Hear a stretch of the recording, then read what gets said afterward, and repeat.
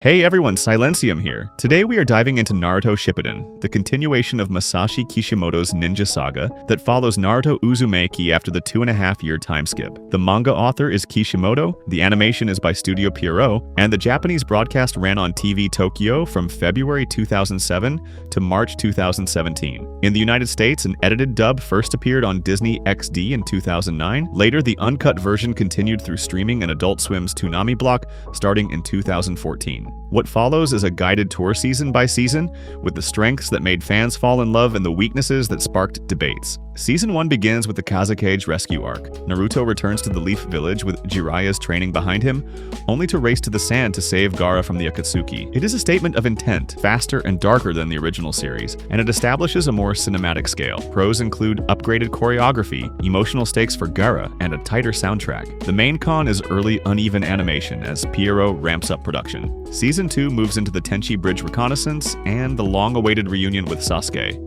Team Kakashi gains Sai and Yamato, and the tone grows more political. Fans praise the tension and Yamato's leadership, but some dislike Sai's cold introduction and the restrained action between the big reveals. Season 3 detours into the 12 Guardian Ninja storyline, largely original to the anime. These episodes let secondary characters breathe and explore the Fire Temple mythos. The benefit is world building, the drawback is filler label fatigue, especially for viewers chasing the manga plot. Season 4 is the Akatsuki suppression arc, better known as Haiden and Kakuzu. It is a fan favorite for Shikamaru's maturation and a ruthless villain duo. The battles are smart, the grief is real, and the payoff is cathartic. Criticisms target a handful of off-model shots and pacing stretches, leading into the climactic fights. Season 5 presents the Three Tails appearance. Again, an anime original arc with Guren and Yukimaru. It offers a melancholy tone and creative crystal-based combat, yet many felt the narrative stalls the main chase for Sasuke and the Akatsuki roster. Season 6 covers the Itachi pursuit and its fallout. These episodes contain some of the series' most iconic moments, from the tale of Jiraiya the Gallant to the fated battle between brothers.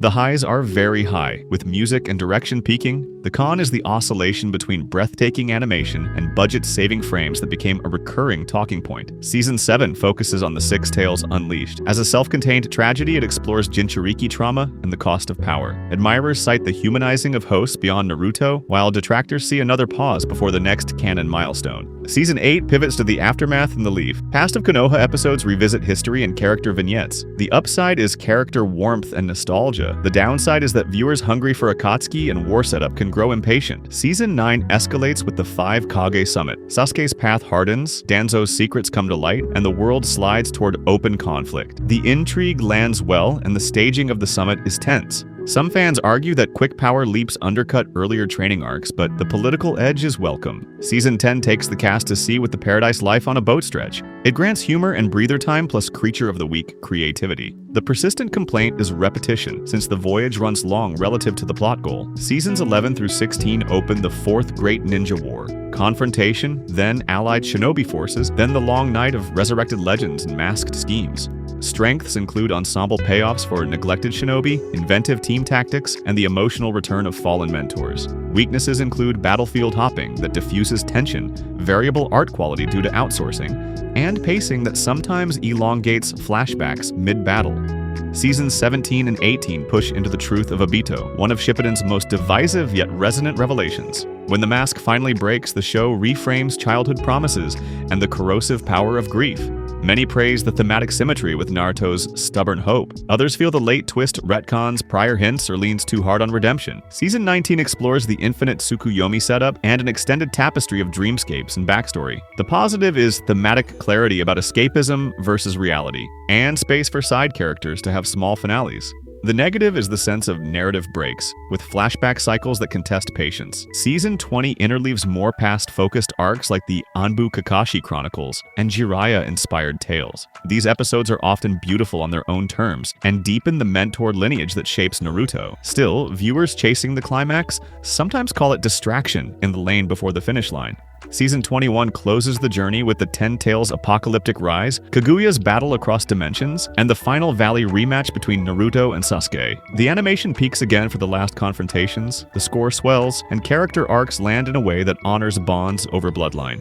Critiques center on escalation whiplash, the late-stage villain shift to Kaguya, and a final power curve that can feel abstract compared to the earlier tactical ninja ethos. Season 22, episodes 480 to 500 is the epilogue. Nostalgic Days offers brief childhood vignettes. Sasuke Shinden follows Sasuke's atonement journey. Shikamaru Haiden delivers a grounded spy story, and Konoha Haiden ends with Naruto and Hinata's wedding. It favors warmth, closure, and everyday life over spectacle. Fans like the character payoffs and lighter palette, while critics note limited action and modest animation. As a finale, it shifts the series from surviving war to rebuilding a community, and a look toward the next generation. Why fans love Shippuden is simple and layered. It grows up with its audience, it pays off friendships forged in early childhood arcs, and it delivers villains with coherent philosophies rather than simple evil. Its music, from melancholic strings to battle motifs, is instantly recognizable. The reasons some dislike it are just as clear. Filler density is high, especially during peak manga weeks. Pacing can be uneven. A few famous episodes use extreme stylistic animation that some call daring and others call off-model. Broadcast edits in certain regions toned down violence, creating version confusion. Around the edges, there are curiosities and controversies worth noting.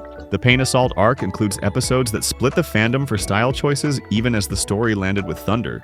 The War arc's long flashback blocks inspired fan guides that map canon-only viewing. Censorship differences between early cable runs and uncut streams created debates about the intended tone. On the feature side, Shippuden-era films like Bonds, The Will of Fire, The Lost Tower, Blood Prison, Road to Ninja, and the last act as side doors into the same themes of bonds, legacy, and sacrifice, with the last serving as a bridge to epilogue-era stories and the new generation.